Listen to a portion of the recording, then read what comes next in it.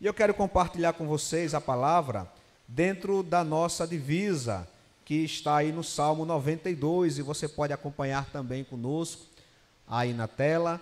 Você pode também abrir a sua Bíblia. No Salmo 92, nós vamos ler dos versos 12 até o 15. Do 12 até o 15, você pode acompanhar. Vamos ler então o seguinte, vamos fazer como vocês estão acostumados, né? Então eu vou ler o verso 12 e a igreja lê o 13, depois eu leio o 14, a igreja lê o 15. O justo florescerá como a palmeira, crescerá como o cedro do Líbano.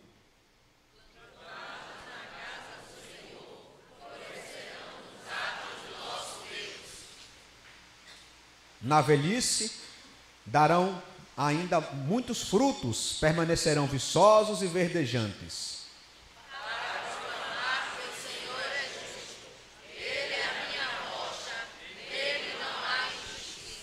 Amém. Que o Senhor nos ajude a compreendermos e aplicarmos a porção da sua palavra.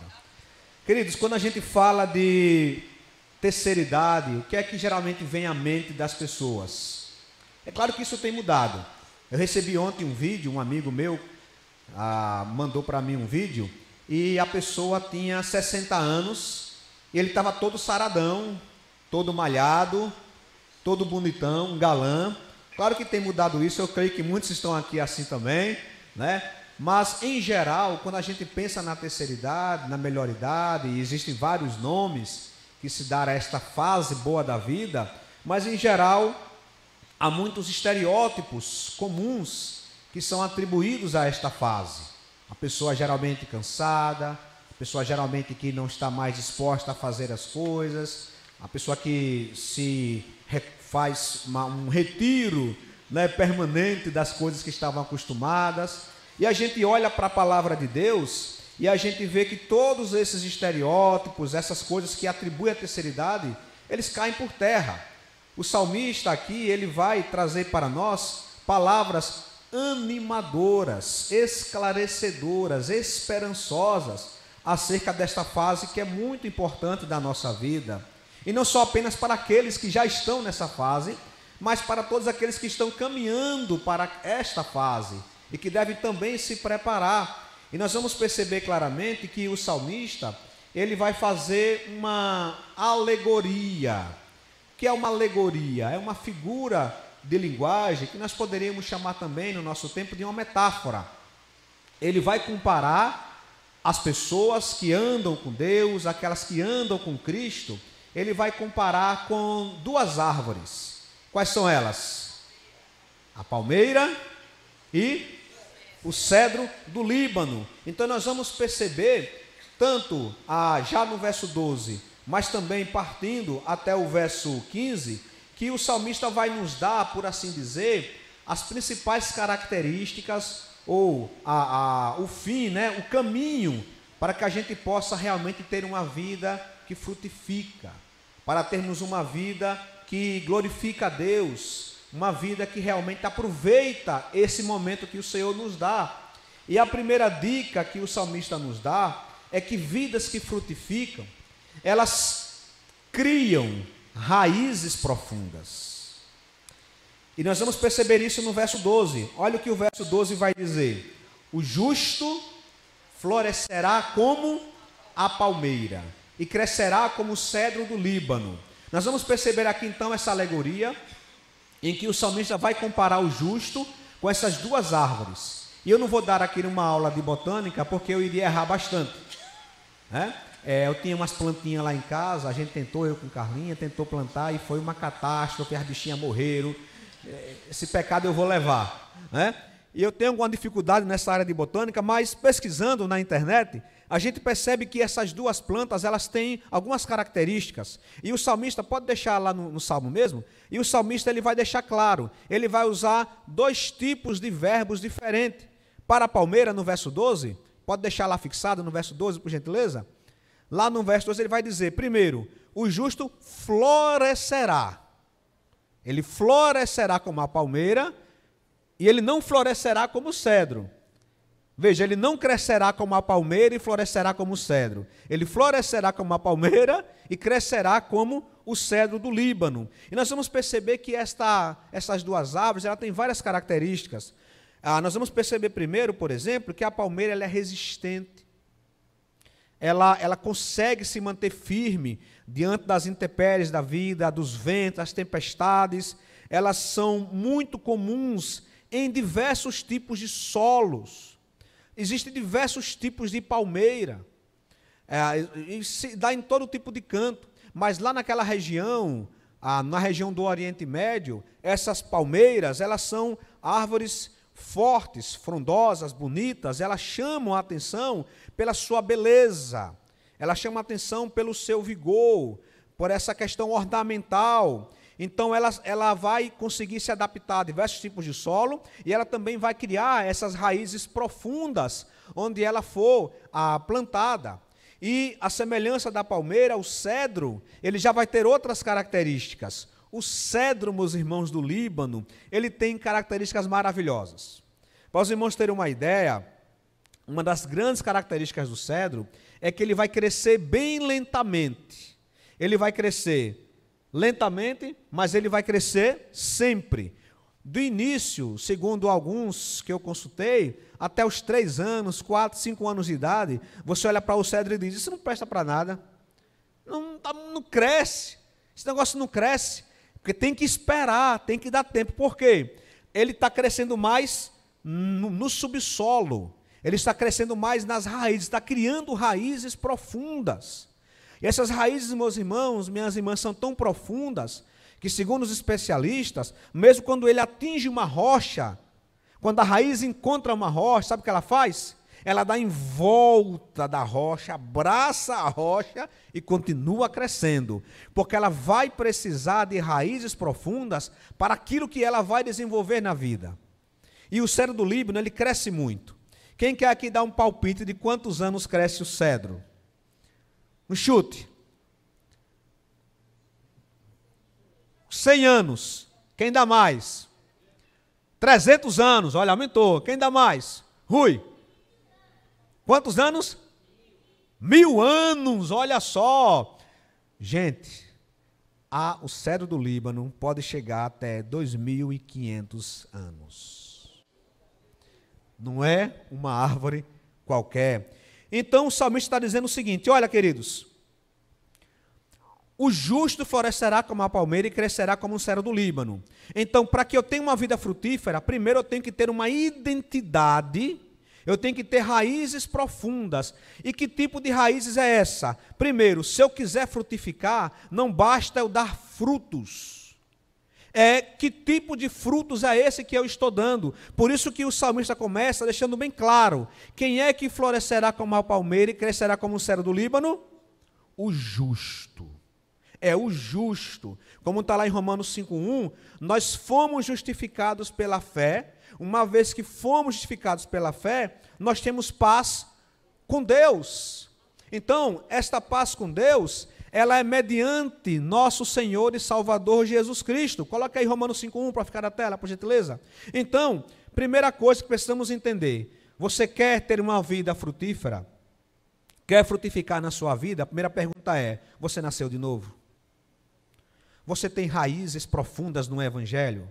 Você tem intimidade com Deus? Você tem crescido diariamente com Deus? Você tem fome e sede de Deus? Como essas raízes crescem profundamente procurando água, procurando nutrientes? Se você não tem intimidade com Deus, se você não tem relacionamento com Deus, você até florescerá, porque perceba que o salmista, o Salmo 92, ele faz um contraste muito legal, porque ele vai dizer que é o justo, e nós sabemos que só é justo aquele que está em Jesus Cristo.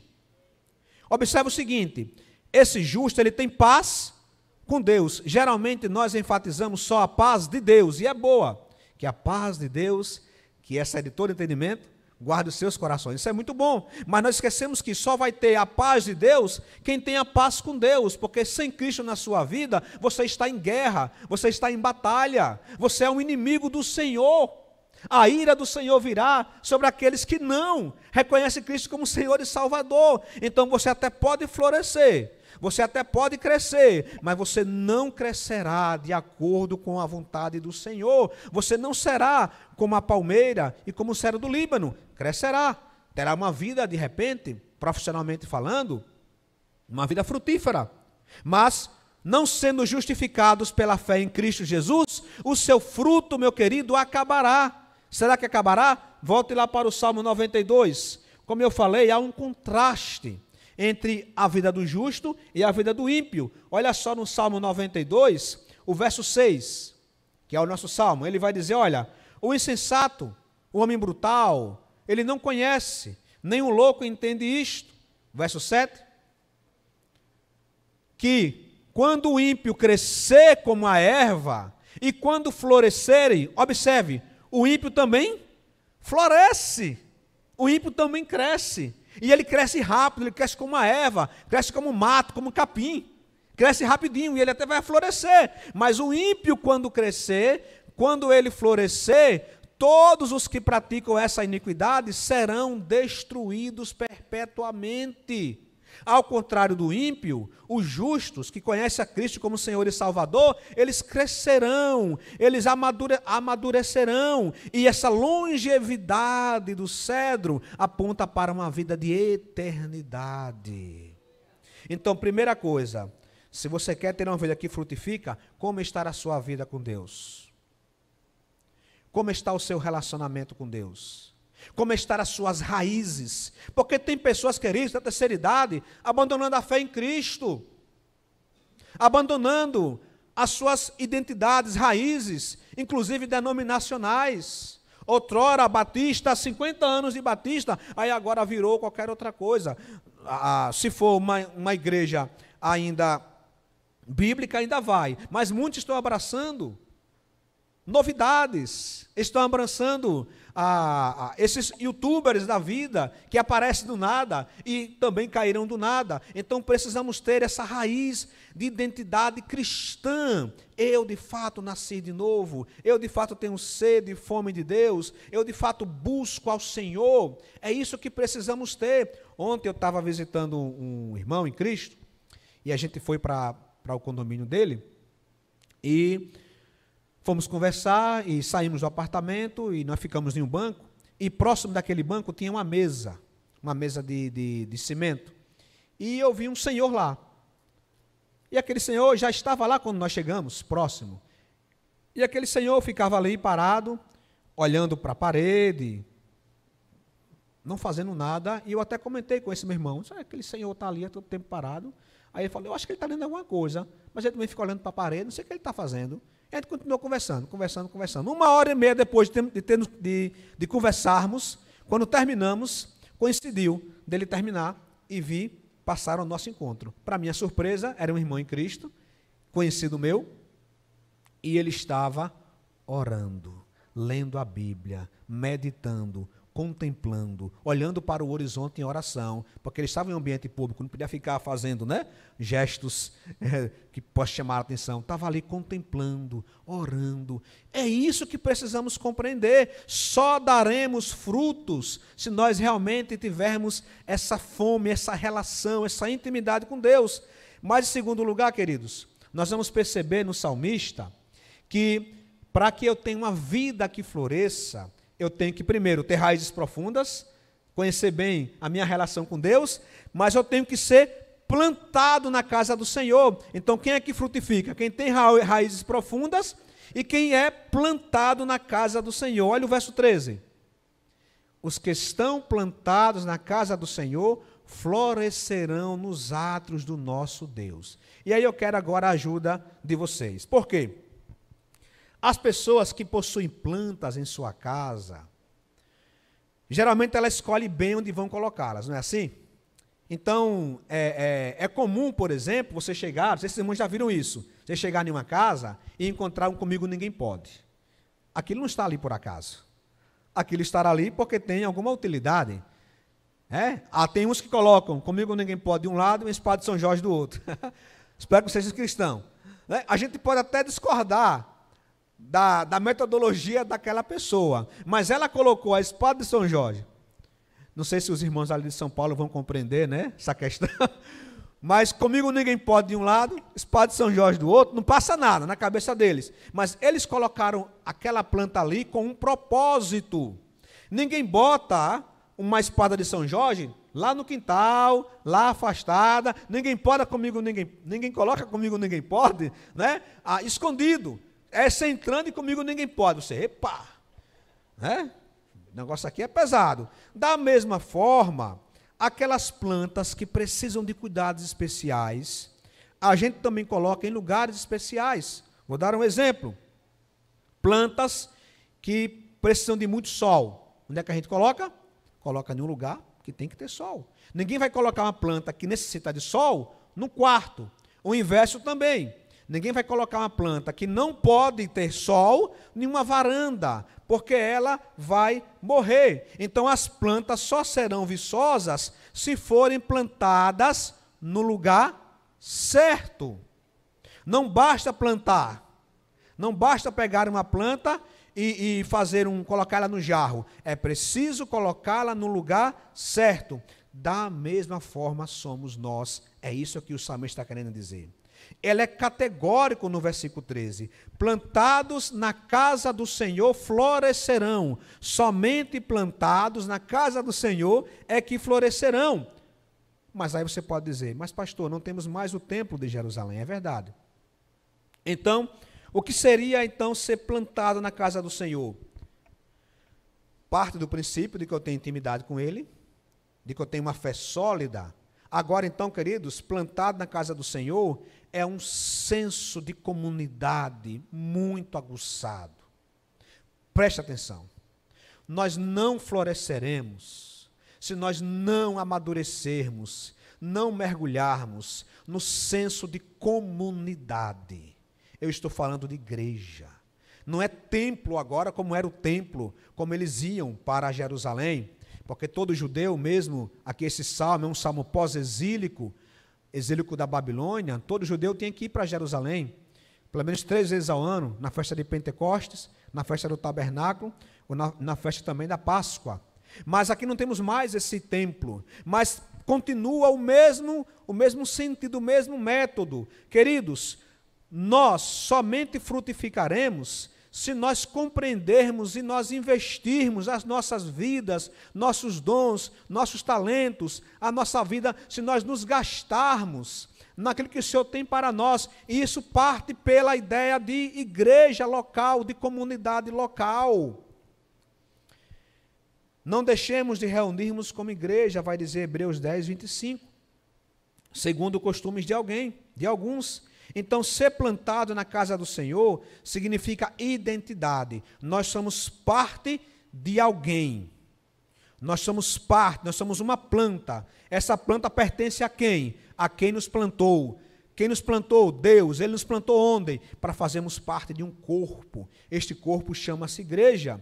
Então, se você for analisar isso, precisamos compreender que as pessoas que estão na maturidade, na idade melhor, na idade feliz, precisam, preste atenção agora, nós precisamos compreender que esses irmãos, especialmente falando da maturidade, precisam ser aqueles mais envolvidos, aqueles que mais guardam a vida, a identidade, o dia a dia da igreja. Isso é tão certo que na Bíblia, ancião, que é sinônimo de presbítero, que é sinônimo de pastor, é aquele que tem uma idade, que está na idade madura. E aí, queridos, a gente olha para as vidas na nossa igreja, na história da igreja, nós vamos perceber como é ruim nós não termos uma maturidade que salvaguarda a vida da igreja. 110 anos desta igreja. Não é uma igreja que começou ontem. Não é uma aventura de um pastor. Não é um sonho de alguém que teve em uma noite. É uma história em que muitas pessoas tiveram que pagar o preço, tiveram que salvaguardar a doutrina. Se não tivéssemos uma maturidade na PIBA forte, uma maturidade que tem raízes profundas, a Piba já seria uma church. Né? Uma church. E outra aí, talvez até uma coisa mais diferente ainda. Então, precisamos compreender que a maturidade tem esse perfil. Para os irmãos terem uma ideia, vamos saltar um pouco no tempo. Esse Salmo 92, ele foi um salmo pós-exílico. Então, compreendamos o seguinte: no ano 606, o rei Nabucodonosor invade Jerusalém, e ali começa um grande cerco. No ano 605, leva-se a primeira leva para a Babilônia. Nessa primeira leva, Daniel vai junto. Depois, no ano 596 a.C., é a segunda leva, Ezequiel vai junto. E no ano 586, é a destruição da Babilônia, destruição do templo, destruição de Jerusalém, destruição dos muros. Eles vão para a Babilônia. No ano 538 a.C. ainda, o rei Ciro ele faz um decreto, está lá no livro de Esdras. E nesse decreto, então, algumas pessoas voltam para Jerusalém. Então, se eu pegar 586 menos 538, fazer conta agora domingo de manhã, dá um curto-circuito, né? Então, 586 menos 538, dá quantos aí? Quem é bom de conta? Deu quanto? Acho que não dá 50 anos. 48 anos. Obrigado, meus irmãos. Então, veja só. Algumas pessoas que foram para a Babilônia e que retornaram no primeiro decreto de Ciro, porque assim como eles foram em 3 levas, voltaram em 3 levas. Então, em 538, uma leva voltou. Quem tinha 20 anos em Jerusalém, na época desse cativeiro, na destruição, voltou com 68. Então, conhecia muito bem Jerusalém. Conhecia muito bem a estrutura, o templo. E aí, quando eles retornaram, o que aconteceu? Eles começaram a fazer aí o templo. E observe a atitude da maturidade. Abra aí, por gentileza, em Esdras, capítulo 3, verso 10. Quando, pois, os edificadores... Está na NVI essa? Bota na NVI, por gentileza. Quando os construtores lançaram os alicerces do templo, os sacerdotes, com suas vestes, suas trombetas, e os levitas, filhos de Asaf, com símbolos, tomaram seus lugares para louvar o Senhor, conforme prescrito por Davi, rei de Israel. Com louvor e ações de graça, cantaram responsivamente ao Senhor. Ele é bom, seu amor a Israel dura para sempre. E todo o povo louvou ao Senhor em alta voz, pois haviam sido lançados alicerces do templo do Senhor. Mas, aí tem o mais. Eita que tem o mais. Era festa, era noite de louvor, era maravilha, coral cantando, grupo de louvor cantando, maravilha. Mas muitos dos sacerdotes, dos levitas e dos chefes das famílias mais novos, é isso que está escrito? Os mais velhos, os que estavam em Jerusalém e foram para a Babilônia, adolescente, com 20, 25 anos, é que eles disseram que tinham visto o antigo templo, choraram em alta voz quando viram o lançamento dos alicerces desse templo. Queridos, era para esses irmãos motivarem os mais jovens. O que é que eles fizeram? Choraram. É triste chegar alguém e dizer, olha, bom era na época que a diaconisa Maria regia o coral. Os céus se abriam, a gente subia. Agora não, com esse grupo de louvor, a gente mal chega no teto na oração. Não, meu irmão, nós precisamos motivar, abraçar as novas gerações. A maturidade, a terceira idade precisa ter essa responsabilidade de preparar as novas gerações, porque já aprendeu, já cresceu como um cedro do Líbano, crescendo um pouquinho mais constante, já floresceu, já tem frutos para mostrar, mas assim como aconteceu, ainda acontece hoje em dia. Por isso que, para que nós possamos florescer na vida, precisamos ter essas raízes fortes, ter essa identidade de igreja, de comunidade, de ser plantado na casa do Senhor, mas em terceiro lugar, tem que dar fruto.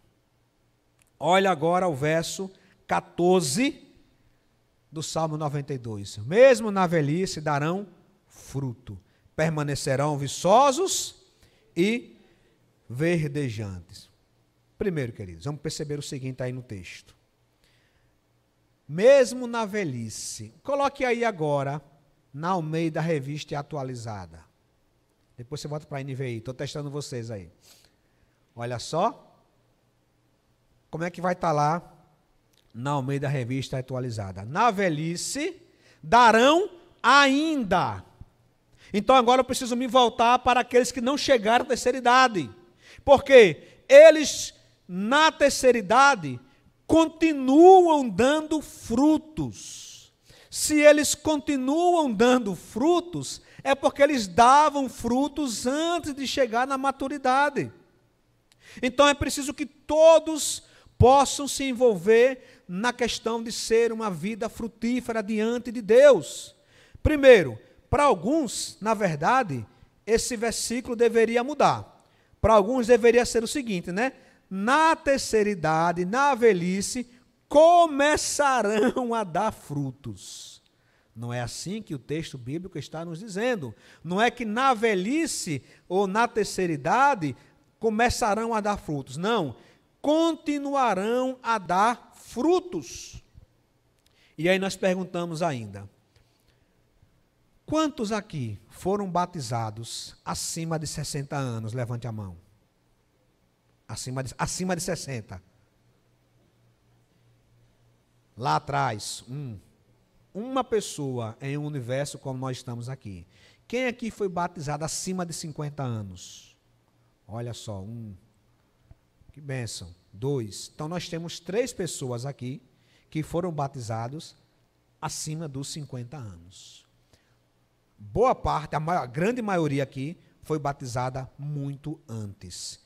Então, queridos, precisamos compreender que você precisa também começar a dar frutos hoje, para que o salmo seja uma realidade na sua vida. Não espere dar frutos quando chegar na maturidade. Comece a dar frutos agora. E que fruto é esse? Queridos, podemos aqui falar muito sobre esse tipo de fruto, mas primeiro seria fruto do Espírito. Amor, alegria, paz, paciência, amabilidade, bondade, mansidão. Chega na maturidade, o irmão tem que ter um caráter mais aprimorado. Não dá para chegar na maturidade, na idade feliz, e o irmão ser daqueles que pisou no meu pé, eu dou uma cacetada. Não, isso era antes. Bem-aventurados os mansos. Você dava coice da juventude, né? Agora virou manso. A ideia é essa. Bem-aventurado manso é, eu dava coice, agora eu sou manso. Então, já deu muito coice, meu irmão. Minha irmã, agora tem que ser amansado, tem que ser aquele, sabe, aqueles cavalos que ficam ali naquela fazenda Boa Luz, qualquer um monta, né? Então, essas pessoas agora precisam compreender que tem que ter um caráter moldado, lá, sabe, lapidado. Uma outra coisa, fruto de serviços. Já foi dito aqui, não há idade, não há tempo para o que Deus quer fazer por meio da sua vida, fazer na sua vida e por meio da sua vida. Por exemplo, Isabel, esposa de Zacarias, deu à luz João Batista na terceira idade. Sara tinha 90 anos, quando teve Isaac, e Abraão 100 anos. Ah, pastor, então eu vou engravidar na terceira idade? Não é isso que eu estou dizendo. Né? Aqui não tem profecia de gravidez na terceira idade. Aqui é o seguinte, é dizer que aquilo que Deus quiser fazer na sua vida, não tem idade, meu irmão, minha irmã. Ele vai fazer, então, se coloque à disposição do Senhor, frutos também de conhecimento. Olha, coloque aí 2 Timóteo 4,13, e eu estou correndo por causa do horário. 2 Timóteo 4,13. Quando vieres, aqui é Paulo falando a Timóteo, ele está preso na masmorra. Paulo diz, quando vieres, traze a capa que deixei em Troade, em casa de Carpo, bem como os livros, especialmente os pergaminhos. 2 Timóteo, meus queridos, é o último livro de Paulo. Paulo sabia que seria imolado, sacrificado em nome do Senhor. Ele não tinha mais perspectivas de ser libertado. Na primeira prisão ele foi, essa é a segunda. Ele sabe que morrerá. Ele está em um calabouço. Ele está em uma masmorra, com pouca iluminação. O que é que ele pede? Chame lá, e quando vier, traga uma lasanha. Seria bom, né? Não, traga, meu querido, traga minha capa, é uma questão física, porque era frio. E ele traga livros. O que Paulo queria aprender na prisão, em uma masmorra, com a sua prisão, com a sua morte decretada. Enquanto eu tiver vida, eu tenho que aprender. Eu tenho que aprender enquanto eu tiver vida. Eu estou com a vista cansada, bota um audiolivro. Bota um audiolivro, bota a Bíblia em áudio. Nós temos diversos instrumentos hoje em dia. Irmão, tem que aprender coisa nova. Conhecimento, ele não envelhece. Pelo contrário, ele se renova. Então, que livro a irmã da terceira idade, o irmão está lendo atualmente? Tirando de receita. Que livro está lendo? Tem que ler. E aí o grupo da maturidade pode também promover isso, fazer encontros, compartilhar literatura. Tem que continuar crescendo, meus irmãos. E isso vai também resultar em fruto de um bom testemunho. Olha Provérbio agora, capítulo 16, verso 31. Coroa de honra são as cãs, os cabelos brancos. Vou botar depois da NVI. Quando se acham no caminho da justiça. Então, estar na terceira idade não é sinônimo de sabedoria. Alguém não se torna sábio só por uma questão meramente cronológica.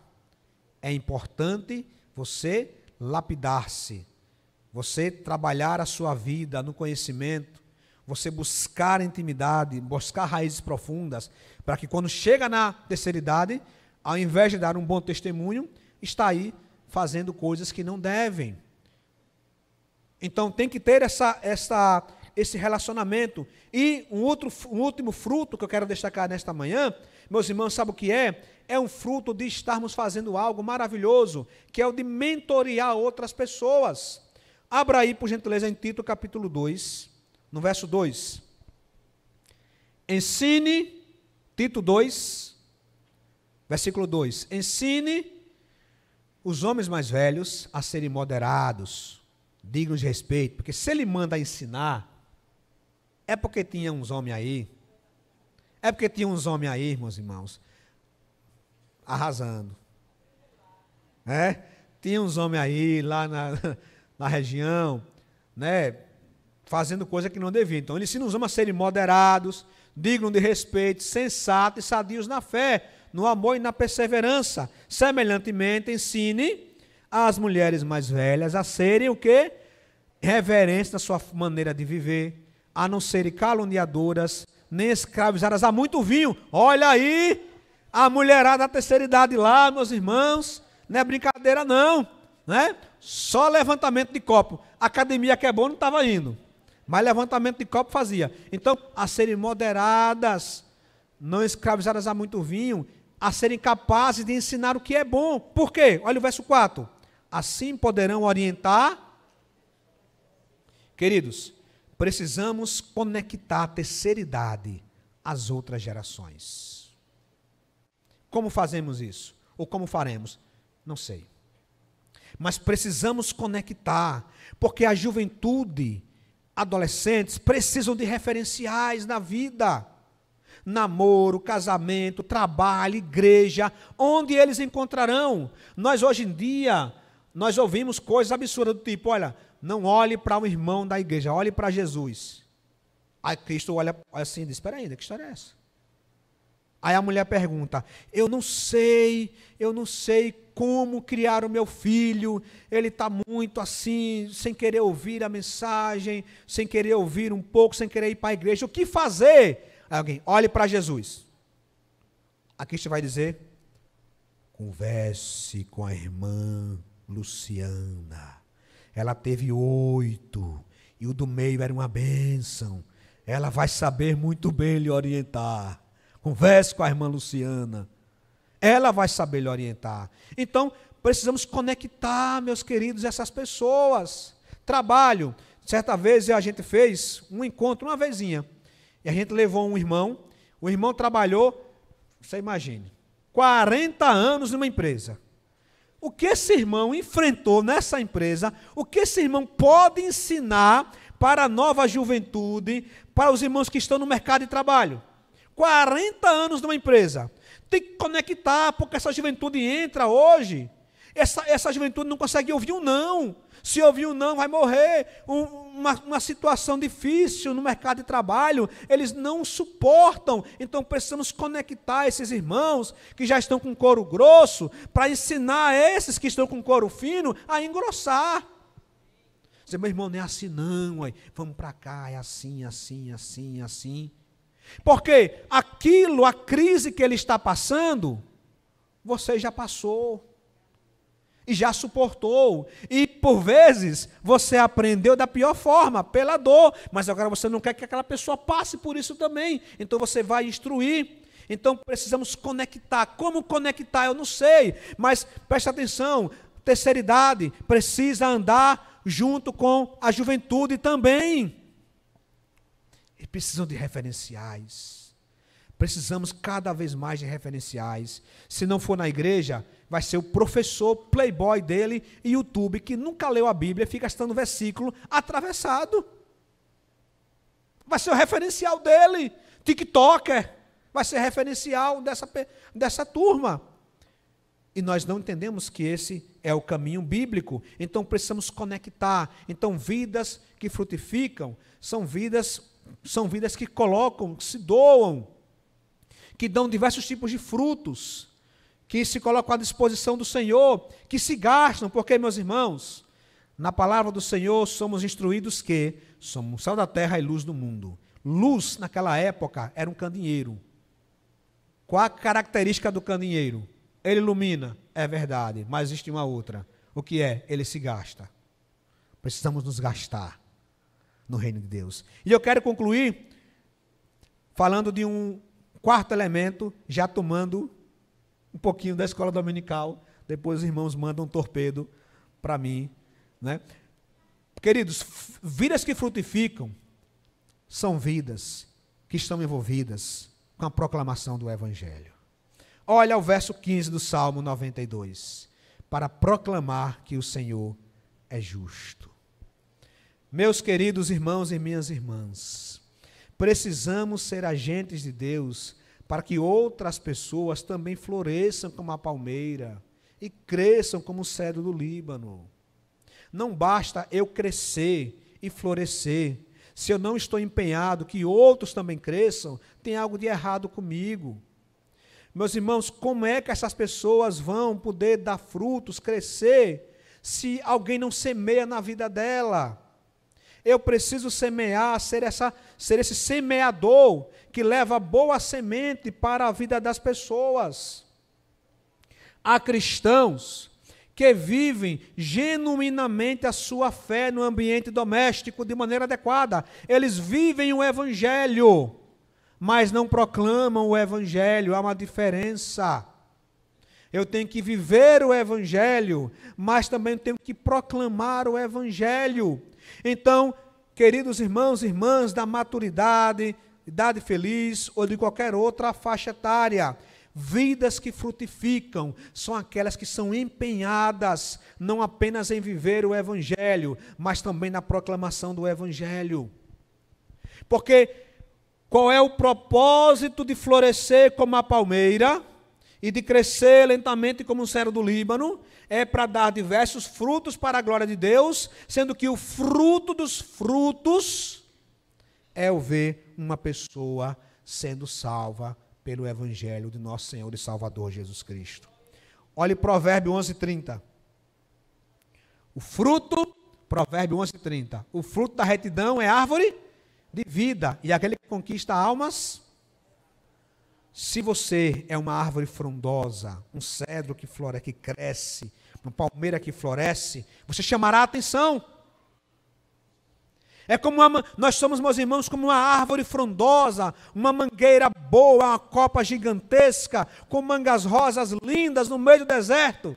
Pessoas passarão sedentas, famintas ao nosso redor, olharão para nós e se refugiarão em nós. E uma vez estando embaixo da nossa copa, também provarão da nossa fruta, da manga. Então, se você quer ser uma árvore, uma palmeira verdejante, um cedro bonito, lindo, grande, você chamará a atenção. E a pergunta é: o que você fará quando alguém estiver próximo de você? Há um propósito. A palmeira tem um propósito, o cedro tem um propósito, a madeira de cedro é maravilhosa, utilidades 1000. Então eu preciso compreender que um fruto dos frutos, para aquele que quer frutificar, eu tenho que estar empenhado. E aqui eu não quero colocar, meus irmãos, peso em termos de quantas vidas o irmão ganhou. A Bíblia não nos ensina isso. Agora ela nos ensina para quantas vidas você anunciou. Aí ela nos ensina. Porque, meus irmãos, nascer de novo é função do Espírito Santo. Não é nossa. Nossa função é pregar o Evangelho, é anunciar o Evangelho, é estarmos envolvidos no Evangelho. Então, melhor idade, se envolva em relacionamentos discipuladores, participe de caravanas missionárias, se envolva em campanhas de missões. E aqui eu abro um parêntese: parabéns para a PIBA. Estamos vivendo dias em que as igrejas estão se individualizando, se apequenando em seus interesses e não fazem mais campanhas missionárias.